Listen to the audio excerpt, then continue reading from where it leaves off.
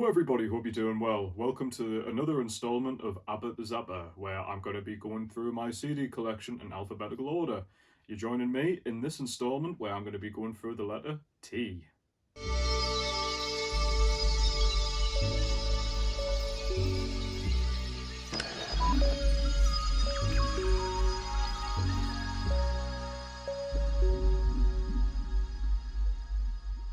So then everybody, the letter T. I thought this would have been a much larger installment, but apparently, just looking at my collection, not that big. I don't know why you just assume that certain letters will involve having a much larger catalogue, and I always put the letter T as something that I would think would be very large, and I think that's probably because it would be for some people if they use the letter T for the, and then obviously you've got all sorts of bands that go under the something or other. But me personally, I don't categorise bands by the something, I go by whatever it is that the second word is and alphabeticize it from there. So the Beatles is under the letter B, for example. So because of that, I've probably got rid of a lot straight away. So the first band we're going to be talking about is a group who were very seminal in the 80s, and for their short duration, for when the band actually existed, had a very interesting trajectory of changes in terms of the genres that they covered. We're going to be talking about first with Talk Talk. Now, I've only got 2 albums by Talk Talk, and the first few albums that I have by them, where they were more new romantic, synth pop, sort of new wave, I haven't actually tried fully, and is sort of music that I think I would still really enjoy. And don't get me wrong, it's not bad because I know that they had a lot of their bigger hits in the earlier days, such as their self-titled Talk Talk song and stuff like that. But the ones that really drew my attention was their final 2 albums. I'm talking about Spirit of Eden and Laughing Stock, which a lot of people say is the foundation for a genre called post-rock, which is, I've always found it quite tricky sort of deciphering what the difference is between post-rock and progressive rock. Usually they're both the same, where post-rock is progressive. A lot of progressive rock has a lot of jazz elements and inspirations of psychedelia, which again, post-rock does the same. I guess post-rock maybe encompasses a few more genres that you wouldn't get necessarily for progressive rock, sort of like chamber music, maybe, or explorations of ambient or drone. And anyways, Talk Talk, like I say, are usually known as the founders of this genre. So this is the 2 albums, Spirit of Eden and Laughing Stock, both highly recommended. And it just makes us smile looking at how much I paid for Laughing Stock and HMV. Brand new, £1. Would you get that nowadays? F no. But moving on from Talk Talk, we're going to be talking... Yeah. Moving on from Talk Talk, we're going to be talking about Talking Heads. And this group is one of my absolute favourite groups of all time. And I just absolutely adore them. Also 80s, but very different in sort of the style that they covered. Also new wave, I suppose, but the style that Talking Heads uncovered was more punk, and later on sort of played a lot more with pop, which is something that Talk Talk didn't really do as they went on. So this is the albums that I've got by them. Honestly, the albums that I have by them is basically everything bar the last few that they've done. So we've got the debut, which was Talking Heads 77, which has beautiful tracks like Oh Love's Coming to Town. I love Happy Day as well. Of course, it's got Psycho Killer, Pulled Up as well. Great album straight off the bat. Then we've got their sophomore album, More Songs About Buildings and Food, which has beloved tracks like Take Me to the River and Warning Sign and Thank You for Sending Me an Angel, Found a Job, of course, and The Girl Wants to Be with the Girls. Again, plenty of tracks which are beloved Talking Heads tunes. But it's more when they started working with Brian Eno as my personal favourite style of Talking Heads, which of course is these 2 albums, which is Fear of Music and Remain in Light. Now I love Fear of Music. This has a lot of fantastic tracks. Things like Cities, one of my favourite Talking Heads tunes, and Drugs, the final track, is amazing. Life During Wartime is a beloved track by them. Paper's great. Mind is awesome. Yeah, plenty of tracks on here which are really good, but to say that I prefer Remain in Light is an understatement, because if you didn't know, this is my favourite album of all time, full stop. Absolutely. I suppose I could review it one day. Why not, I suppose, because it is my favourite album. And maybe I should talk more about it then. And I kind of like the idea of just leaving it there, you know. So one day I might review this. It's my favourite album, absolutely. It's perfect. It's the one that, for me, if I was to go traveling around the world and I could only take a certain amount of things in a little bag, I would love the idea of just carrying a copy of this with me, because I just think this album is just something that you've got to, like I say, carry with you. And yeah, but moving on. Yeah. Then we've got this one, which is Speaking in Tongues. It's the one that I've never liked as much as many people do with it. It's got Burning Down the House and Girlfriend is Better, and other. There's a plane outside, sorry. That's the plane I'm going to get on when I'm travelling the world. You know, there's definitely a lot of beloved tracks by them, but it's a one that I just never really rushed to for some reason. Don't know why. But I will say that the final track, This Must Be the Place, is again one of my favourite Talking Heads tunes and one of my favourite songs of all time. And this one, which is kind of hit and miss for a lot of people too, Little Creatures, which I actually kind of prefer more. Definitely heading down that poppier route too. I think it's probably because this was, other than Remaining Light, like the next album that I picked up by Talking Heads, so I've got a lot to thank with this album for getting me into them. So it's got stuff like And She Was, and of course Road to Nowhere. Those two tracks I absolutely adore. There's other tracks as well, which I suppose some people could say are a bit corny, like Creatures of Love, but that's again one of my favourite Talking Heads tunes. And that's it. Yeah, they made two other albums after that, one of which was made into a film, which is a really good film that I highly recommend. And the last one, which is called Naked, I've never really tried fully, so I can't give an honest opinion on it, but I've just heard that a few people, in fact, I think a lot of people say the consensus is it's their weakest album. But, you know, since I love them so much, I'd probably do myself a disservice not trying it and getting my own opinion on it. Next off, we're going to be moving to a contemporary group. This is Tame Impala, and for these albums that I own, I used to own Lonerism back when it came out, actually, and I remember I gave it to a girl that I liked back in college, and I never got that damn thing back. Yeah, so I lost that record and never felt obliged to buy it again. But that was the album that got me into Tame Impala. Never actually owned their more recent stuff, but the ones that I have kept is the stuff that's even earlier than Lonerism. So I don't even know how rare this is, but this is their EP, which came out before this debut album. And they're both really good neo psychedelia, sort of psychedelic pop, kind of noisy, noise pop sort of things that I'd recommend a lot. As if you like Lonerism, I still recommend these a lot. Obviously, they went more of a synth pop direction afterwards, alternative dance. But yeah, definitely the early style of Tame Impala is definitely my cup of tea. Moving on to Television, I used to own the second album by them called Adventure, which I think was really underrated. But obviously, I didn't think of it that much because I got rid of it. But their debut album, Marquee Moon, is in my top 10 favourite albums of all time. So yeah, I've got to say the letter T's got a lot of my favourites here. Yeah, amazing. Like, I remember when I first tried it, it was definitely one of those albums that I wasn't initially blown away by, but with subsequent listens, I got into it more and more and more. I always appreciate an album that can do that. Yeah, sneaks up on you, and this definitely did that for me. I couldn't get into the guy's vocals, I remember initially, but yeah, just started falling in love with it, and the album's just back to back, just phenomenal. I can't really fault it that much.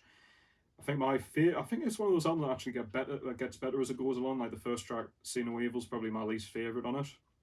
So favourites, other than of course the title track, which is what many people consider like the best post-punk song ever made. For me personally, my favourite tracks is either Elevation or Torn Curtain, but Prove It as well is amazing. Those three are my favourites. So if you haven't tried this, you've got to try Marquee Moon. Awesome stuff. Now this is a group that I've never honestly gave too much of a try, and I know there probably would be my sort of cup of tea. I picked this up randomly and I've just never tried it, and this is There Might Be Giants, Flood. Never really tried them, and the reason why I know I'd probably like them is because they often get compared to Ween, who are one of my favourite bands of all time. I get them called, apparently they get called something like the Friendly Ween. I don't know what that's supposed to mean. Maybe it's just Ween without so much of the bad language or being as nuts. Yeah, so I've heard this one and Lincoln are supposed to be their best albums, or at least the most popular ones.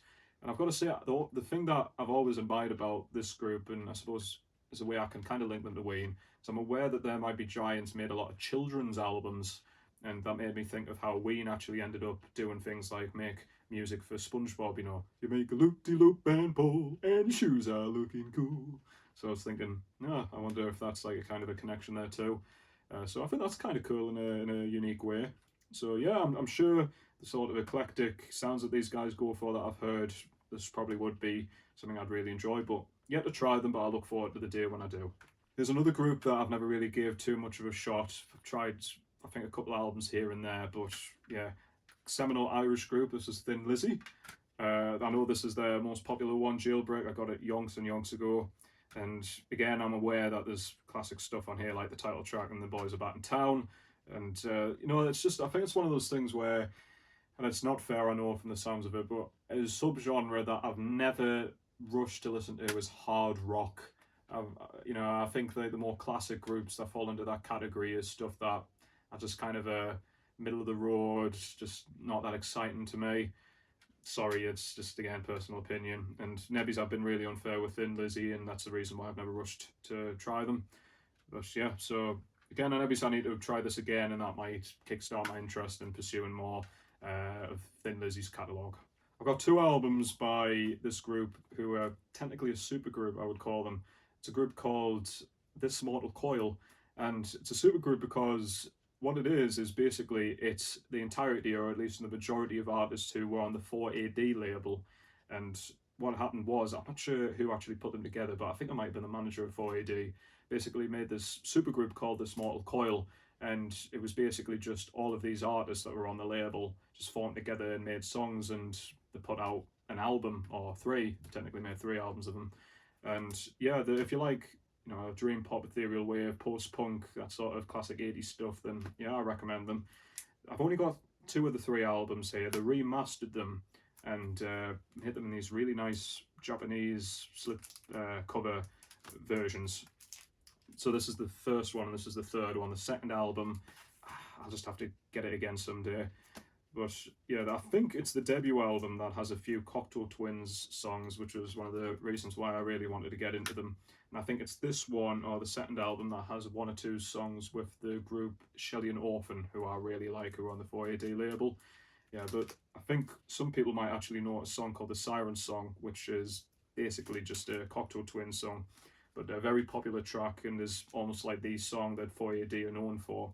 And I think it's on the debut album, so yeah, check out This Mortal Coil. Moving on to more folk music, this is Richard and Linda Thompson with their album I Want to See the Bright Lights Tonight. I think this is their debut album as a sort of duet. Yeah, they were like a husband and wife, and they released a lot of beloved albums, especially if you like that sort of folk rock. Now, this one, I remember finding it and thinking it was written in blood, and I was quite like, oh, what's this? This looks kind of like Tom Waits, sort of creepy. And no, I think what it is, it's like it's written in, if you can tell yourself, it looks like it's like sort of like fogged, the perspiration, and someone's used the finger to write that. So yeah, it's not in blood. It's not that serious. But I know that their later stuff actually does get quite dark. So this is actually quite a cheery folk rock tune. There's the stuff like on here, like the song When I Get to the Border is great, very catchy. But I say check out just the title track. I think that would appeal a lot to people. So yeah, I'd recommend this if you like your sort of classic folksy stuff. I think this is like early to mid 70s. This group are definitely not folky or poppy at all. I'm going to be talking about the group Robin Gristle, and these guys were the pioneers of industrial and noise, thanks to people like Genesis P. Orridge and Cozy Fanny Tootie and another bloke, I can't remember his name, but he ended up forming another industrial group later on in the 80s and 90s called Coil. Not This Mortal Coil, just Coil. And yeah, these guys, wow. You'd think something like, if it's like the start of a genre, you would think it would like start not too weird and either get more poppier or get weirder as it goes on, but these guys just seriously were just totally bonkers from the get-go. And it's groups like this and Suicide that made us very interested in a sort of morbid way about finding music that's technically scary. And if you wanted that, then I definitely recommend what's technically the debut album by these guys called the Second Annual Report of Robin Gristle. And this has a song on here called Slug Bait, which is very disturbing. And there's an album by them that they've done after this one called, I think it's just the Third Annual Report. And that has a very infamous song called Hamburger Lady. And wow, you just feel sick when you listen to that, and when you look up the lyrics and look up the story behind it. Yeah, it's got this sort of rising ominous, I don't know if you would call it a synth or something, but if you've ever had the pleasure or displeasure of watching a film by Gaspar Noé called Irreversible, one of the members of Daft Punk actually done the soundtrack to that. It's got that same sort of unnerving synth style to it, but obviously done way before that film came out. So that all sounds like quite off-putting and like, why would you try that? And yeah, Nebbies, it's just sort of like one of those outsider musical groups that you definitely wouldn't get on the radio or anything like that. But if you wanted to try something which is a bit more acceptable, then this is known as their more, easiest kind of to get into album called 20 Jazz Funk Greats. And I recommend this one. It's got some good tracks on it, definitely. It's not my favourite one by them though. I would probably put that towards something like the second annual report, but that's just personally for me.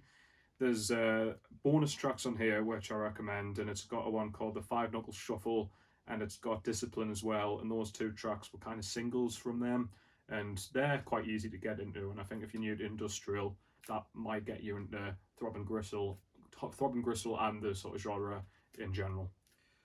Now we're going to be very quickly talking about a Swedish metal group called, probably going to butcher the name here, sorry, called Tiamat. And these guys initially were a death metal group, but ended up forming the sort of gothic style. And I've never really tried much of their other stuff other than this one, which is called Wild Honey. And this one is both gothic metal, but also has a sort of psychedelic rock feel to it. And this was the first gothic metal record that I ever tried, and I loved it. I seriously think that this is one of my favourite metal groups in terms of who covered that sort of gothic and psychedelic sound. At least I've got to say this is one of my favourite metal albums that I've tried. And there's a song on here called Whatever That Hurts. It's the technically first song on here. And I honestly think that is just a fantastic tune, and think it's the go-to song if you want to try this group. I'm not too familiar with the more death metal stuff, and it might still also be really good, but this one I just think is fab, and you really need to try it. There's another one on here called A Pocket-Sized Sun, which is also awesome. So yeah, check out Wild Honey by Tiamat. Then got Tanash with the album Aquarius. This is one of those ones where you think, oh, where's the cover? It's one of those things where, like, when you take out the slip sleeve of a CD, you can open it and it turns into a poster. So I've got the poster up there on my little album collage. So yeah, Tanash became recently definitely as one of the more popular contemporary R&B artists. She's great. She's got a fantastic voice, and this was their debut album, and I think it's fab. It's got like a sort of ethereal, almost cloud rap style to it. And there's a song on here with Schoolboy Q, which I can't remember its name. Oh, 2 On, which I think that was the first song that I tried by her. And honestly, it's a really good album. Highly recommend it. Next, we've got Today Is the Day with the album Sadness Will Prevail, a 2-hour depressive slog, it was initially genred as noisecore, I think, and it's totally bonkers, and yeah, a very heavy sort of, a bit like Throbbing Gristle, and kind of like you listen to it not to enjoy yourself and have a toe tapper as such, but I think in some ways this record, even though it is very misanthropic and sort of not your sort of, what's the way of putting it, normal way of saying it's pleasurable and listening to it, it sort of does in a way balance the sort of catchiness with being very, very strange too. Yeah, this is one of those ones that you couldn't just blast in the car and just think, oh yeah, all me mates are going to love this one. It's definitely one of the ones that you're going to wear some headphones, sit on the bus, and then just kind of get engrossed in whatever hellscape that they present to you. But yeah, I do recommend it if you like that. If any of that sounded good, yeah, check out Sadness Will Prevail. Probably the more popular album by this group. But very quickly, moving from something that's very morbid and depressive sounding to something that's very happy, is one of my personal favourite albums. It's a group called Tiger Trap, who is an all-girl group who only made this one album, very sadly, but I can't recommend it enough. This is sort of twee pop, jangle pop, it's sort of, in a way, noise rock as well, or noise pop. Late 80s, and they're absolutely fab. So catchy, just really feel good, and very sweet, but not like a saccharine fake sweet, just proper innocent and really enjoyable. Very short listen, but one of my personal favourites. It's a one that you can listen to and it'll just give a bit of a prep in your step. Really recommend Tiger Trap with their single and self-titled album. I quickly blitzed through my Tool collection, obviously one of the biggest metal groups of all time. I got very lucky. I went into a British Heart Foundation one day and they had all of these, and this is basically every album that they've done other than the recent album that they brought out, which isn't even that recent now. Ugh, just shows you how long ago that I bought all of these. So yeah, we've got the EP, got their debut album, we've got Enema, we've got and then the last album, which is supposed to be one of those, yeah, I don't even know if this works, to be honest. This is a good look. I'll just walk around like this. Hello. Peekaboo, I see you. Now we're going to quickly talk about a group called Trees. These are a late 60s, early 70s British folk group who made 2 albums, which is the first one, The Garden of Jane Delaunay, and then we've got On the Shore.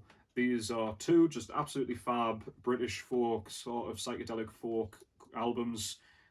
Really pleasant, sort of, in a way, melancholic, but also just chill music. Recommend these groups a lot. Now we've got Tribe Called Quest, part of that Native's Tongue, alongside De La Soul and the Jungle Brothers. Sort of had this hippie, psychedelic hip-hop, which didn't last very long, sadly, but it was a sort of movement that I thought was really cool. We've got the debut album here, which has the early hits like Can I Kick It and Left My Wallet and El Segundo, which is some of my favourite songs by them. And we've got their album, The Low End Theory, which, again, got to say it, one of my favourite albums of all time, one of my favourite hip-hop albums of all time, especially. Absolute classic. Q-Tip's lyrics, the jazz sort of boom bap style to it, it's just awesome. Very nocturnal sound, and I used to run to it all the time. But amazing, amazing album. For some reason I haven't got Midnight Marauders, I don't know where that's gone. I'm sure I used to have a CD copy of that. But then we got it from here, Thank You For Your Service, which was the last album that they released, and again, really good. Songs like We The People, Solid Wall of Sound, which has a very cool Elton John sample in it. Ego, The Donalds, and the song Kids, Dis Generation. There's a load of fantastic songs on here that went out with a real bang there. So, Tribe Called Quest. Then we've got more seminal hip-hop here with my couple of 2-pack albums that I own, which is Me Against the World, All Eyes on Me, and then this one, which I think was a posthumous record, which has a lot of actually classic 2-pack tracks like Hail Mary and Blasphemy. I don't know if this is like fully finished when it came out, so I'll have to look it up. But yeah, 2-pack, obviously a legendary hip-hop figure, and the last album I'm going to be talking about is another legendary hip-hop figure, but someone a bit more modern. It's the one album that I own physically by Tyler, the Creator, which is Scumfuck Flower Boy, which is still my favourite album by him. And this one has stuff like November, has Who Dat Boy, which I think is fantastic. When he was doing that horrorcore sort of sound back in like Odd Future in his early catalogue, I think that is the best style that he ever done. And there's a song on here as well, which I think is absolutely fantastic too, which is called Garden Shed, and I think that might be my favourite song that he ever has made for now. I love, stuff like Ego as well. I think those are great, but I think this is still my favourite by him. And that's it, everybody. Thank you so much for watching this instalment of ABBA-Zappa. Very shortly I should be releasing part U. Part me, no, part U. And I hope you enjoy that when it comes out. Hope you enjoyed this video. And like I say, hope you're taking care of yourselves. And I'll see you later. Bye for now.